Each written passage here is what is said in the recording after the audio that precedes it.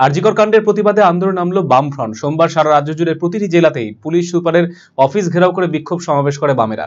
এদিন দক্ষিণ দিনাজপুরের সদর শহর বালুরঘাটে প্রতিবাদ মিছিল করে জেলা পুলিশ সুপারের দপ্তরের সামনে জমায়েত করে বামফ্রন্টের কর্মী সমর্থকেরা। বিচারের দাবিতে সেখানেই বিক্ষোভ সমাবেশ করে বামফ্রন্ট নেতৃত্ব। ঘটনায় পুলিশ সুপারের অফিসের সামনে মোতায়েন করা হয় বিশাল পুলিশ বাহিনী।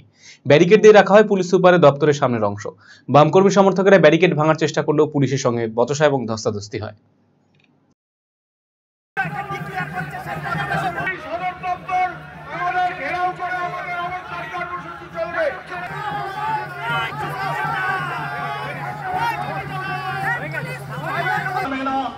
আজকে আমরা বামফ্রন্টের পক্ষ থেকে দক্ষিণ দিনাজপুর জেলা জুড়ে সমস্ত এই জমায়েতের ডাকটা দিয়েছি।